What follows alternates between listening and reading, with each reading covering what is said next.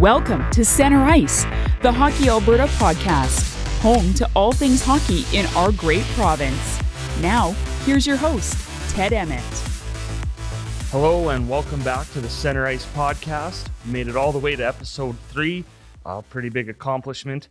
Before we get going though, a big thank you to our trio of Albertans who joined us for episode 2, Jake Neighbors, Ozzy Weisblatt, and Caden Gooley, who in the days following all signed their very first NHL deals with their respective teams who drafted them in the first round this year, the St. Louis Blues, San Jose Sharks, and the Montreal Canadiens. So of course, a huge congratulations to all three. And thank you for tuning in. If you're a returning listener, welcome back. If you're new to the show, welcome.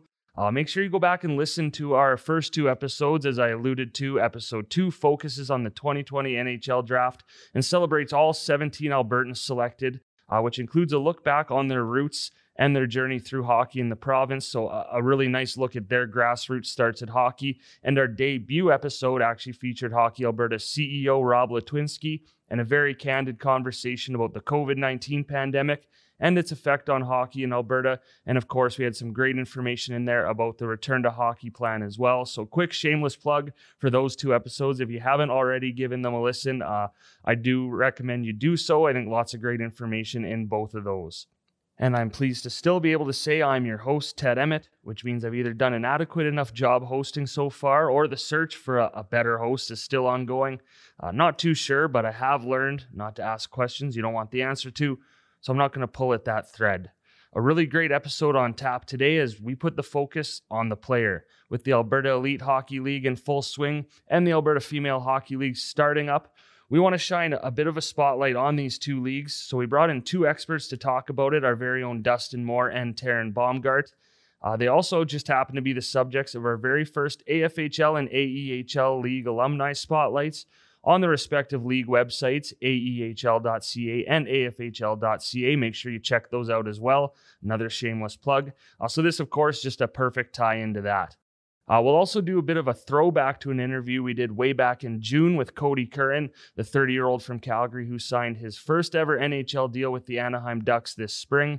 So you may have seen that story on our website and heard the interview, but it ties in perfectly with the overall theme of this episode. And if you haven't heard the interview yet, again, it's just a really great story and really worth the listen. Going back to our chat with Taryn and Dustin, both are employees here at Hockey Alberta as well. Taryn is the coordinator of female hockey and Dustin the coordinator of male hockey. You've very likely seen one or both at the Alberta Cup, Alberta Challenge, Prospects Cup, Alberta Winter Games, really any of our Hockey Alberta events, you name it, they're probably there. They've both not only spent time playing in the Alberta Female and Alberta Elite Hockey Leagues, both of course under different names at the time, especially for Dustin, which is quite a bit of a throwback. Which he probably doesn't want to admit. But they both grew up playing hockey in Alberta at a high level. They both took every opportunity they could out of the game, including a post-secondary education. And now both of them have a career in the sport, working for Hockey Alberta, and they're constantly working to improve the game in our province and ensure a positive experience for everyone involved. So really, in short, they just are both a walking example of hockey for life.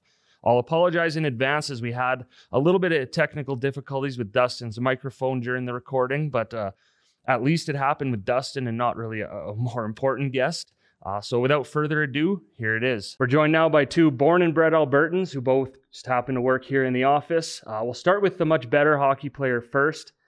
She's a 3-time Team Albertan, which is pretty difficult to do. She grew up playing minor hockey in Innisfail and then Red Deer. Played for the U18 AAA Red Deer Sutter Fun Chiefs, where she's now an assistant coach. She got a gold medal with Team Alberta at the 2011 Canada Winter Games in Halifax and won a gold medal with Team Canada at the 2013 IIHF World Women's Under-18 Championship. She played 4 seasons in the NCAA with Quinnipiac University. I got that right? Yeah, perfect. Drafted fifth overall by the Calgary Inferno of the Canadian Women's Hockey League. This is a long bio. I can't wait for the next one. That's a lot shorter. Drafted 5th overall by the Calgary Inferno of the Canadian Women's Hockey League, and that all led her back here to Central Alberta, where she's now the coordinator of female hockey with Hockey Alberta. Taryn Baumgardt, thanks for joining us. Well, thanks for having me. Well, as I mentioned, our next bio is a little less impressive, but a born and raised Red Deerian. He worked his way up the ranks of Red Deer minor hockey after a season with the Red Deer U18 AAA Chiefs. Played a couple of years with the Olds Grizzlies and was what we think the last 20-year-old rookie in the history of the WHL, playing his 20-year-old season with the Red Deer Rebels. He turned that into a successful 5-year stint with the University of Lethbridge Pronghorns. Now he's also back in Red Deer as the coordinator of male hockey for Hockey Alberta. And after hearing last week that all three of our guests on the podcast signed their first NHL deals right after, he's been knocking on my door every day to be on the podcast. So here he is, Dustin Moore. Welcome to the show. Yeah, thanks for having me, Ted. And this is nice. I know people will agree. You and I don't get to spend enough time together. So I'm glad you're here. And sorry, I forgot to mention, fourth leading scorer for the Red Deer Senior AA Rustlers in the 2018-19 season as well. So thank you both for being a part of the show today. With the AFHL, AEHL starting up, hockey getting underway across the province. I think you two are both the perfect guests because you came up through the ranks of hockey in Alberta. And when we think hockey, you two kind of exemplify that perfectly. So we'll start with Dustin. Can you just talk a bit about your experience growing up playing hockey in Alberta and how key all of that was to your development as a player? Yeah, I was a born and raised Red Deer minor hockey product. Started out at house leagues, not the elite levels. As I got older, started trying out for the elite teams and ended up playing my last season U18 AAA. So that was my only really elite stream as I grew up, but learned a lot through all the coaches and the teammates I've had along the way. And I think there's a lot of Red Deer minor hockey products that have now played in the NHL along the ways too. So obviously a cool program to be a part of and really enjoyed my time. And Taryn, same with you, growing up playing hockey in Innisfail, then coming to Red Deer, lots of experiences there as well. If you can share what that was like for you playing female hockey. For sure. So I started out in Innisfail minor hockey. I did play in mainstream growing up until the U13 level.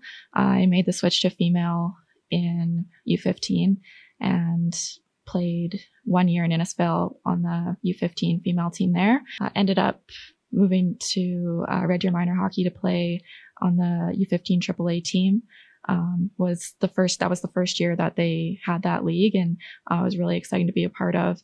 And then moving forward, and ended up playing for the U18 AAA team as well, and had really great experiences, really great coaches, learned a ton about being a great teammate and just learning from the other players in the league as well, because there was such a high caliber of players in that league, and it was so awesome to be able to compete against that every day. And in between all of that, as I mentioned, you played all 3 years in the Team Alberta program. So you first made it as an underager, which is fairly rare and really hard to do. So you got all 3 years with there, won a gold medal in there as well. But how important to you was that Team Alberta process for your development?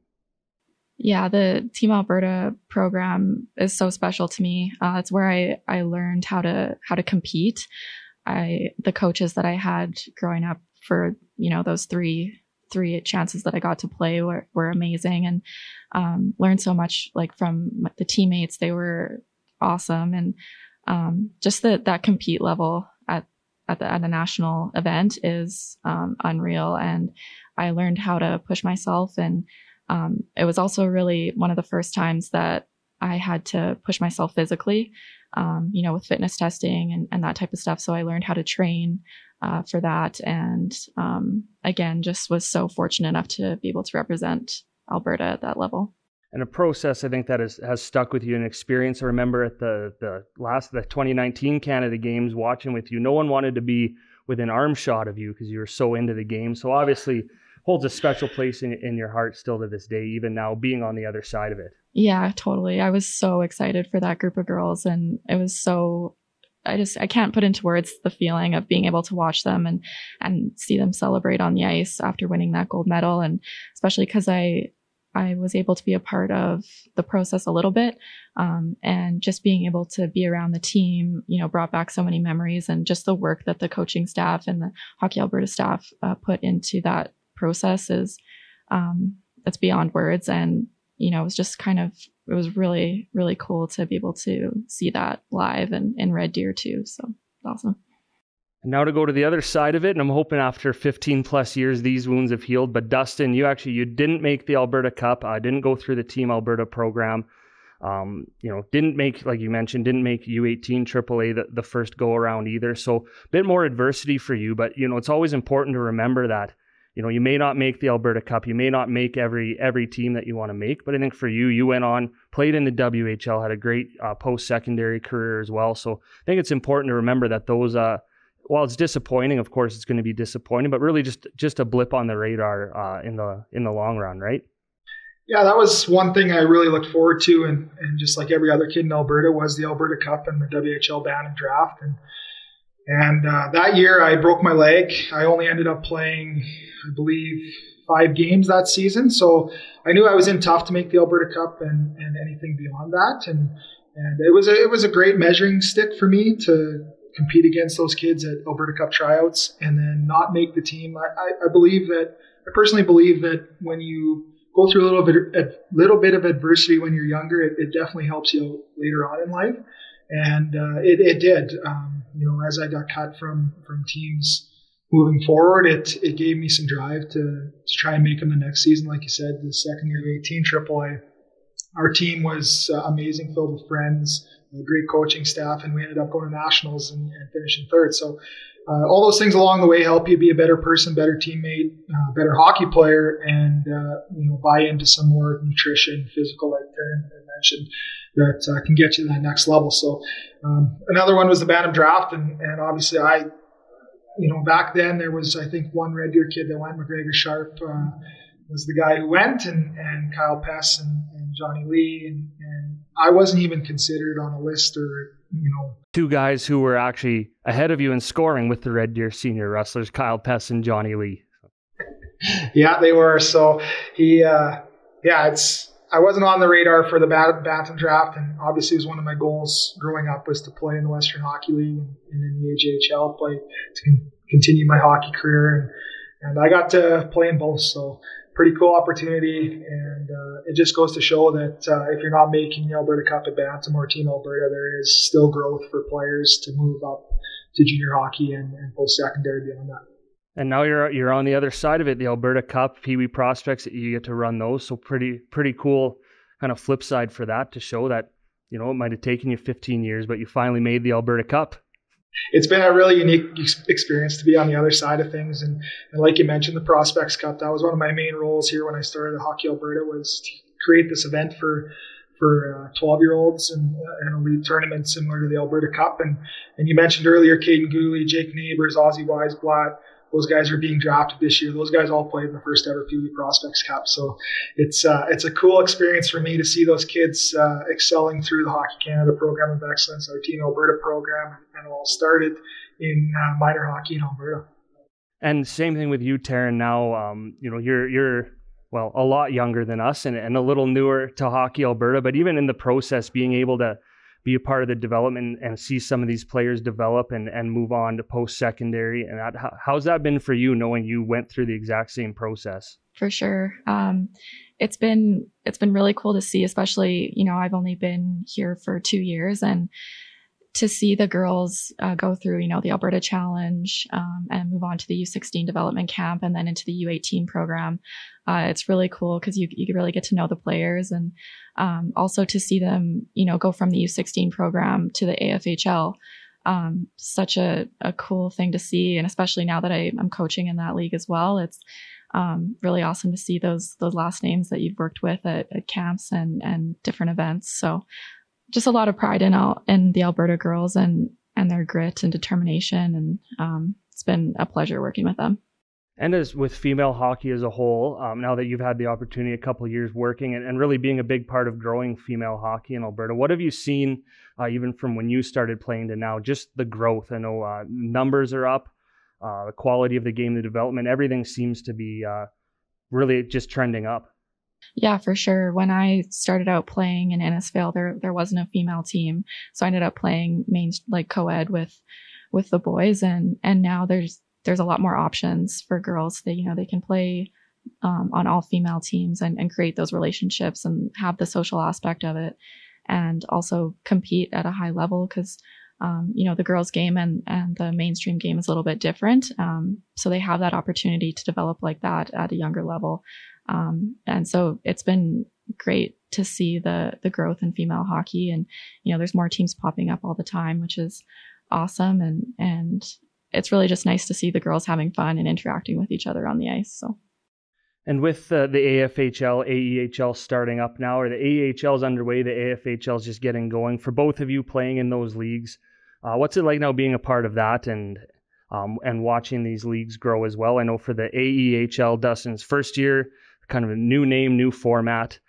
Just thinking back to your days now in the league, how excited are you to be a part of that and just see the high quality of hockey that's happening in Alberta?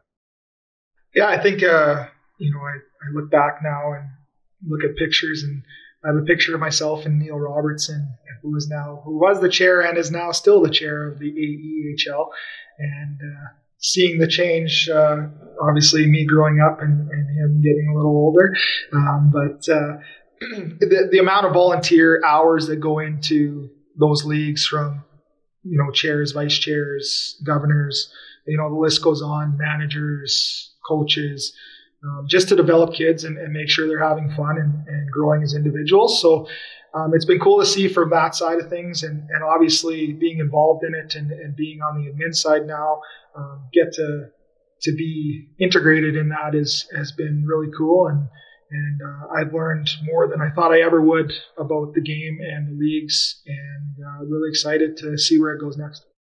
And Taryn, now we're going into the 5th season of the Alberta Female Hockey League. Since the change in format, the change in name, it's been really successful.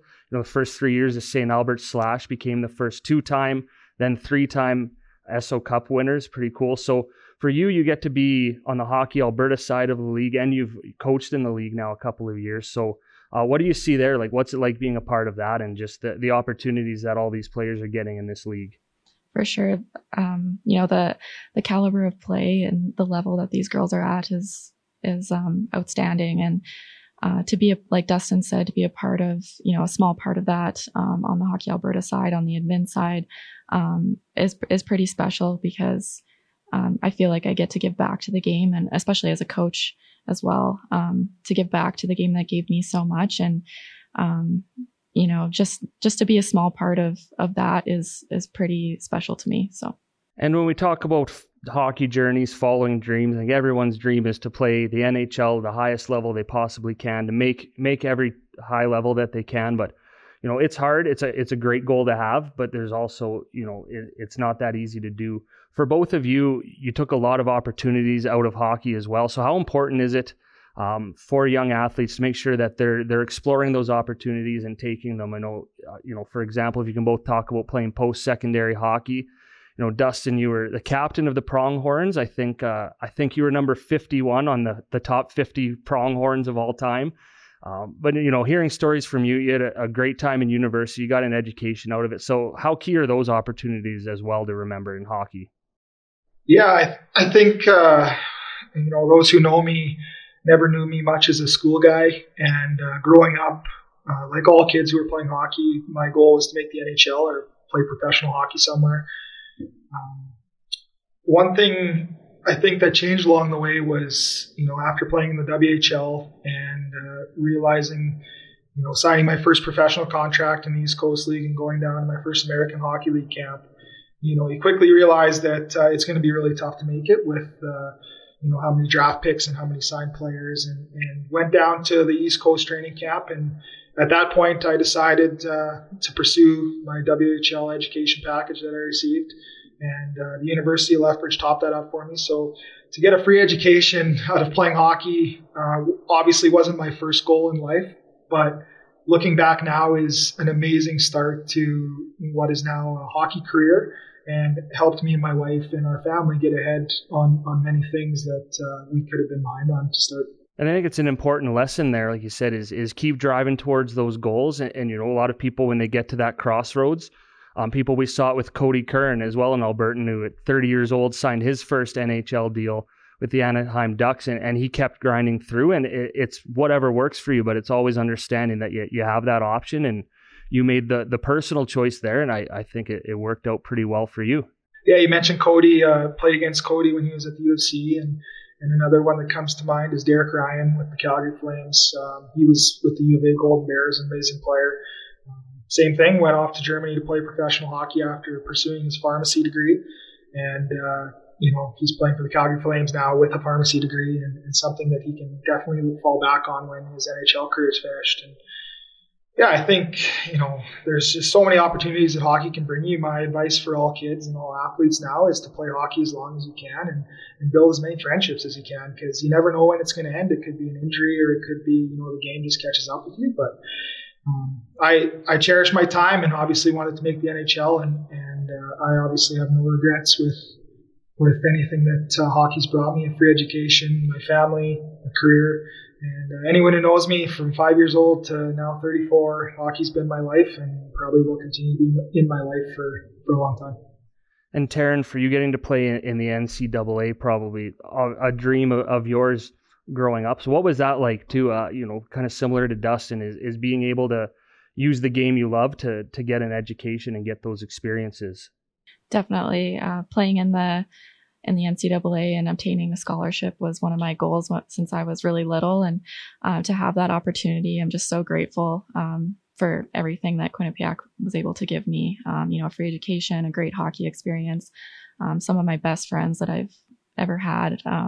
It's pretty special. And, along with that, hockey has provided me with opportunities to travel the world and live in a different country. And, like I said, meet your best friends, and just cherish that so much, and really appreciate everything that the game has given to me. And then, so moving on from post-secondary, now, you're done school, looking for a career. And what led to you now? Not everyone is going to be lucky enough to work in hockey after playing hockey, but you see it a lot, because why not go into the sport, So for both of you, what was your path really to here at Hockey Alberta and all the other, I guess, endeavors you have in hockey? Well, mine's a pretty funny one. I went to school not knowing what I wanted to do. Originally got into kinesiology. My dad and his family have run a car dealership business in Red Deer for 75 years, and so I kind of fell into the business part of it. I thought I would eventually go work there and sling cars, and it ended up that the business sold, and my roommate Jesse Hale at the time was working for Hockey Alberta in Lethbridge as a regional center. I went and did a job shadow with them, and immediately made that my goal to work in hockey and work for Hockey Alberta. I knew I wanted to move back to Red Deer, where our head office is, and both me and my wife are big family people, so both our families are here. We both wanted to put down roots in Red Deer, and got lucky enough that the Team Alberta job came up with a couple other job postings, and I guess I fooled them, because I've been here now for 6 years, and looking forward to many more. And Taryn, for you, maybe a bit of a different journey as well, but you had very strong ties to Hockey Alberta already, so seemed like the right fit when that job posting came up.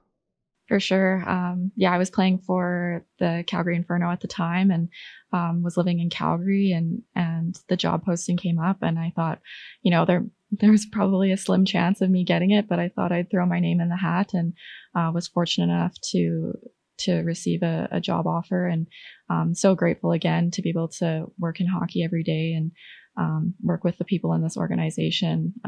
Just puts a smile on my face every day, and so grateful. So that was I was 2018, so been here for 2 years and still learning. So, but yeah, just awesome to work with Dustin, yourself, and Steve, and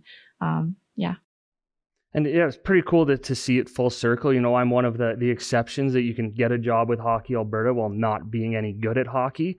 But I know for the two of you, what we've seen, and you're able to make sure all of these players have the same experience as you did, because you went through them, working closely with both of you at the Prospects Cup, Alberta Cup, and Challenge. Exactly, what works and what doesn't from the player side. So it's pretty cool. And it's been great working with both of you doing that. And I will say it when the camera's off, and I have said it, so we're not just saying it for the sake of the show, but that's exactly why we thought you two would be great guests today, is you've really done the full circle for hockey in Alberta. So lastly, just because we mentioned you both have had a ton of experiences, we mentioned a few off the top, but there's a long list. Just a couple quickly of the biggest, or maybe your couple biggest, most memorable experiences playing hockey in Alberta. I'll go for a couple experiences. First one being playing in the university games. Taryn mentioned hockey affording her the ability to travel the world, and us in university, you kind of thought it was the end for national programs. I was unaware of the university games. I was lucky enough to make Team Canada for the university games, and we went to Harbin, China for 2 weeks. So very unique experience playing against different countries, and ended up losing the gold medal to Russia in the final. But just an amazing experience, and me not being very cultured and a very picky eater, it was a tough 2 weeks, but very, very unique experience and getting to see China. Secondly, I think winning the U18 AAA Provincial Pacific and moving on to Nationals, I considered a lot of those teammates at the time really good friends, and I believe there was 6 or 7 of us that went and played with the Olds Grizzlies after that season. So obviously very lucky with making Nationals, being on that national stage, and for scouting, and then being able to play junior hockey with all your friends. I'd say that was one of my most unique experiences for sure. And maybe in one of the greatest injustices in hockey history, you're actually in the Hockey Hall of Fame. Yeah, I guess I did forget that one. Yeah, the Viking Cup. We played in the last ever Viking Cup. I believe there was 3 of us from Olds, which was junior, now the World Junior A Challenge. Ended up having 16 points in 6 games. Not sure how it happened, but they stole my jersey after, and I found out later that it was a points record or something. I believe Henrik Zetterberg's played in it, so I'm going to take that one to my grave with me, that I had more points than Henrik Zetterberg in that tournament. But yeah, that was a very cool experience in Camrose and over Christmas. And at that time, you're kind of sad to miss Christmas as an 18-year-old kid, but you look back now and it was an amazing experience, and now in the Hockey Hall of Fame forever. And Taryn, for you, lots to choose from. I would think we'd see you in the Hockey Hall of Fame before Dustin, but sometimes life isn't fair. What about for you? You have a long list to choose from too. Which ones stand out in your mind? Well, I'll just start off with a little side note about Dustin. I actually watched him in Red Deer playing for the Rebels, and he was actually one of my favorite players because I think you were number 10? 17. Anyways, I remember because my grandparents had seasons tickets to the Red Deer Rebels, so I'd go with them, and Dustin was like one of my favorite players, so it's just kind of funny.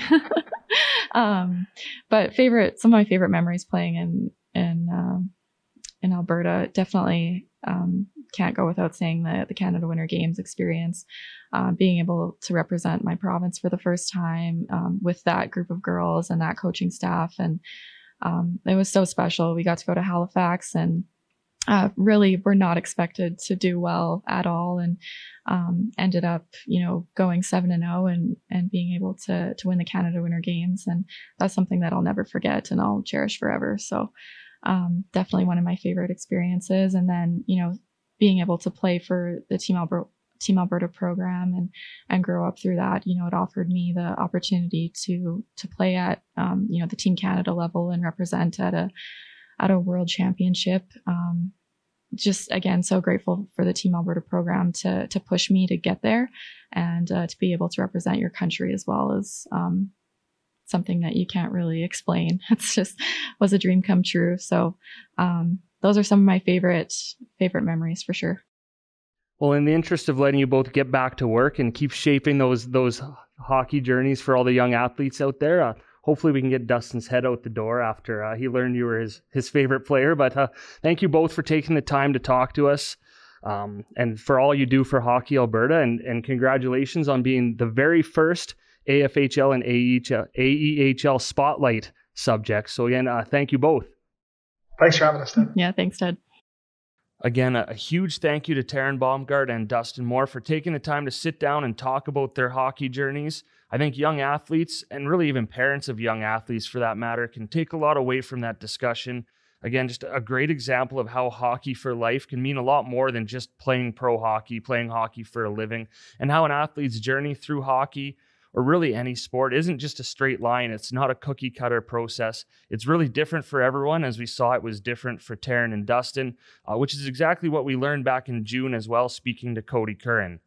We'll get to that interview in just a few minutes, but first, as always, here's what you need to know. As hockey continues to roll out across the province, Hockey Alberta has updated its return to hockey flow chart to reflect updated guidelines from Alberta Health Services, notably for athletes under the age of 18. So if you haven't already done so, make sure you head to our website. You can see it on social media as well. Just make sure you have a look and take note of those changes. Another reminder to coaches across the province to ensure you're up to date on all your coaching requirements and qualifications, as the deadline to do so is November 15th, so that's coming up really quick. You can head to the coaches page on our website to find out exactly what you need, and coach clinics are still running until November 15th as well, so if you do need to get into one of those, make sure you do so sooner than later. We've already mentioned this a few times in the show, but the Alberta Elite Hockey League is officially in full swing across the province, and regular season games for the Alberta Female Hockey League have begun in the U18 AAA division. While the U18 AAA, U16 AAA, and U15 AAA seasons in the AEHL are now a few weeks old, the AFHL's U18 AAA division saw regular season play get underway on Friday, October 30th, along with exhibition games for U15 AA, while U18 AA exhibition games kicked off the next day. The U15 AA and U18 AA regular seasons get going on November 13th and 14th respectively. And although it feels like we just finished talking about the 2020 NHL draft, we're already thinking about the next one, as 18 Albertans landed on NHL Central Scouting's preliminary players to watch list for the 2021 NHL draft, with Corson Kulemans and Dylan Gunther listed as A prospects, meaning they're both candidates to go in the first round. Head to our website to see the full list of all 18 Albertans. And last but not least, Bow Island Minor Hockey President Chantel Timmins was recognized as a Hockey Canada champion. If you haven't seen the feature yet, it's a really well done video and really shines a light on how important volunteers like Chantel are to our game in Alberta. We always say that volunteers are our lifeblood, so it's amazing to see Chantel recognized on a national level for her contributions to hockey. Bow Island is in southeastern Alberta. We're kind of nestled on Highway 3 between Medicine Hat and Lethbridge. It's just home. I was born and raised here. I would never raise my kids anywhere else. We're a small community and we depend on volunteers to run all of our facilities around here. It's volunteers. It's just, we don't even think about it. It's what you do. Pride Bow Island in its community involvement, and we've always had great people that volunteer. So she's learnt from the community that she's lived in that to make things work, you have to volunteer, and she's installed that in her children as well. It's a big volunteer community, and I think ever since she was a kid that she's been taught that volunteering is good, and it's good to give back to the people in your community. Son was 4 years old and his cousins were playing. He's like, I want to play hockey, and we're like, okay. And we put him in hockey, and then not even a year later, one of the board members said, hey, you should try volunteering on the hockey board. And then 13 years later, she's the president and still there. If we didn't have people like Chantel, we just simply wouldn't have minor hockey. It's a lot of hours. She does everything around the rink, anything and everything. If something needs to be cleaned up, she'll clean it up. If she need help in the equipment room, she helps in the equipment room, helps find refs, make sure the refs are all happy. I have said before that the rink, the arena, is the heartbeat of a small community in the wintertime. And it brings us together. Without her, organized sports and organized hockey doesn't happen. And I keep saying, this is my last one, this is my last one, but I just can't stop. You know, I really like being a part of it. I like to see the kids on the ice. You know, how much hockey means to them. It builds character. It makes it makes them into good people. When you have a daughter that wants to play and has the love of the game, and you have a son that wants to play and has the love of the game, you yourself learn to love the game whether you played it or not. puts a smile on 51 kids' faces this year, right? Because we put the hard work into it, and it's, you know, and as volunteers, I really want to see people step up and commit for the right reasons and do it for the kids. She tells you what she's going to do, she gets it done. Well, she's very energetic, and she's great for the community. She's surprised. You'd hear her at every hockey game with her cowbells. She had to go to the doctor after both our kids made provincials to 1 year because it gave her tennis elbow, because it's a homemade custom cowbell, and it's actually really funny. The first time she uses it in another rink, everybody just, their first reaction is like, what is that? I like to be loud. I like to be really loud when I go to the arena, and the kids really enjoy the cowbell. I like to think they do, because they always tell me, Mom, I heard your bell.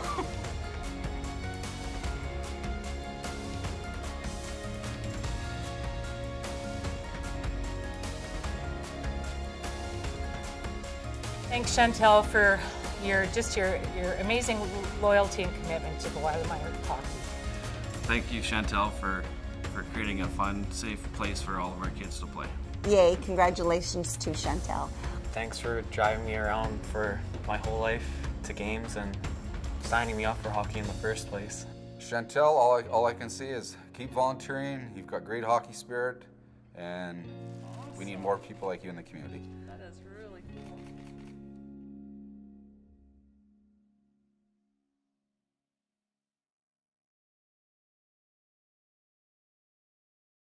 Congratulations, Chantel, and thank you for everything you do in our sport.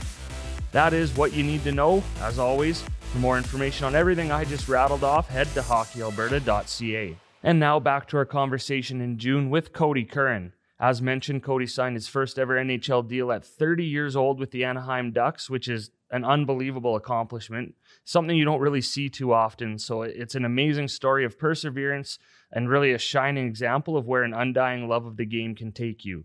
Again, keeping in mind that this interview is a couple months old now, it still really ties in well with our conversation with Taryn and Dustin today, so here it is. All right, joined now by the newest member of the Anaheim Ducks, Kodie Curran. Kodie, kind of a whirlwind week and a bit for you, so thanks a lot for doing this. Hey, thanks so much for having me. I'm looking forward to chatting with you. So, congratulations, first of all. You signed your first NHL deal with the Anaheim Ducks. It's a 2-year one-way deal as a 30-year-old, so a pretty amazing accomplishment. So obvious question, just how are you feeling right now that you're that much closer to realizing your dream?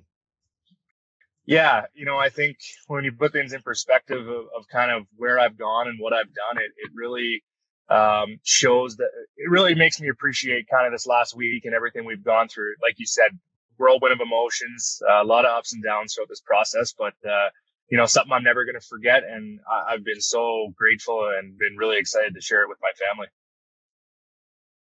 Well, and you worked so hard to get to where you are today. Can you kind of take us through that journey? Because as I mentioned, it's a bit of an unorthodox way to get to the NHL. Yeah, I think a lot of adversity through the career that I think I've had to battle. Not saying that other guys don't, but I just think that there's late bloomers and then there's really late bloomers, and I was a really late bloomer.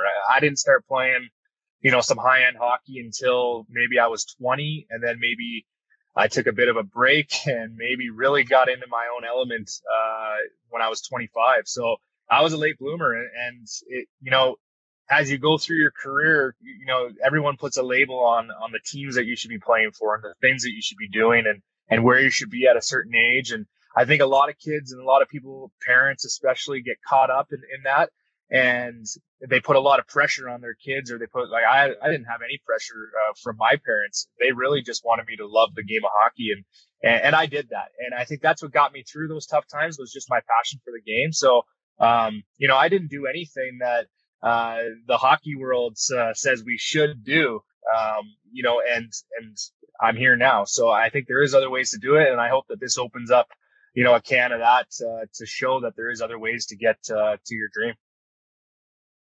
And I guess on that note, obviously a lot of hard work to get to where you're at, but also sacrifice as well. And you talk about that support. How much did that support from your family and friends help as well, especially going to play in Europe, and having a wife and now a young daughter?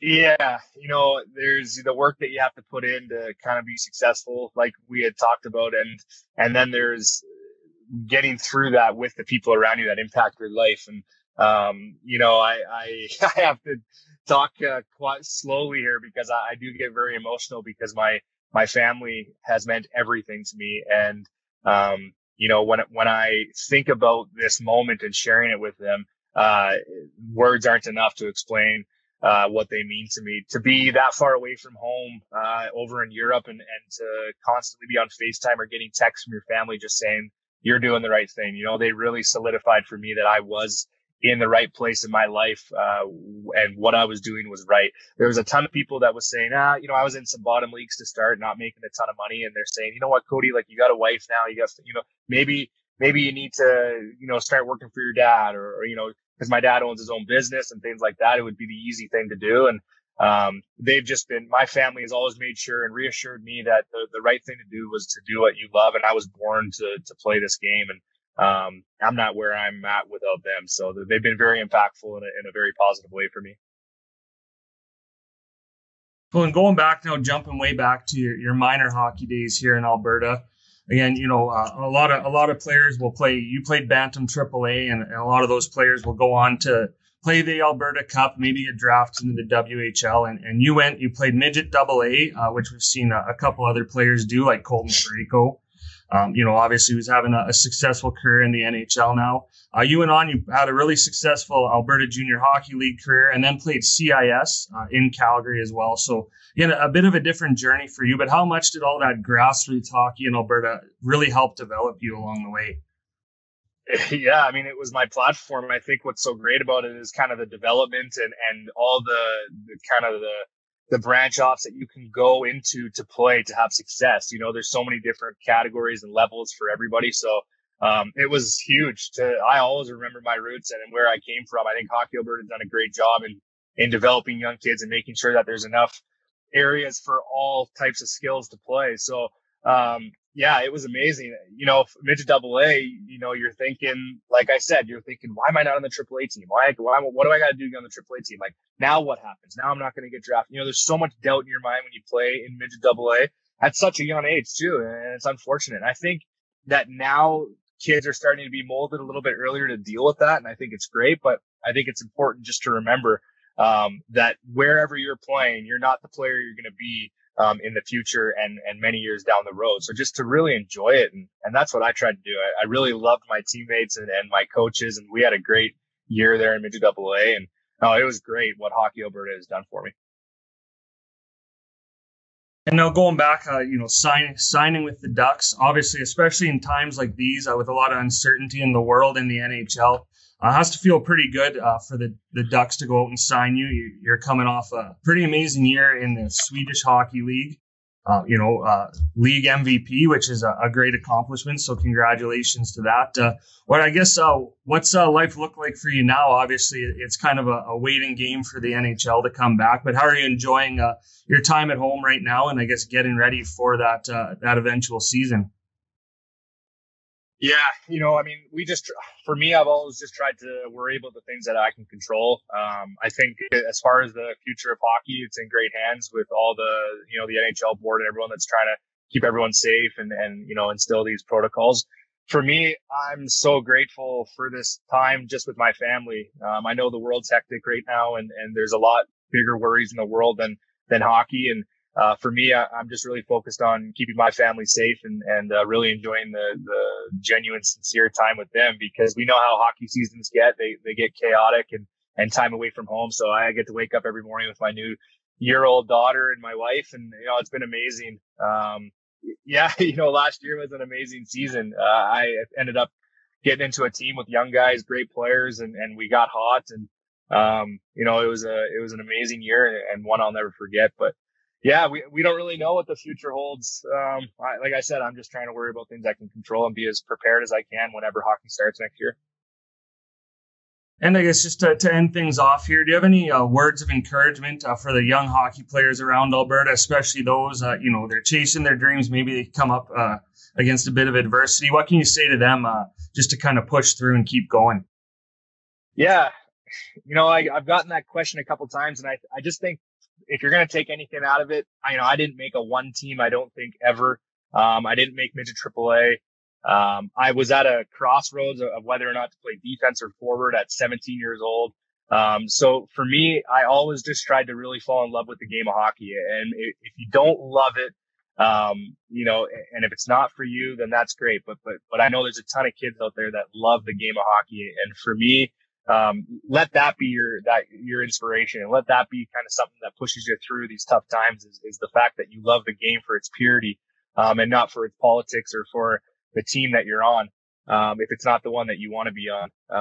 I always tried to be latched onto someone who inspired me to push through. And there's always someone and somebody in any league, anywhere in the world, that's finding a way to be successful. So, find your own success, write your own story and enjoy the process, because that's what you remember when you're older. A big thank you to Kodie Curran for that conversation. Again, so much to pull from that in terms of what a hockey journey could look like, and the fact that there really is no should.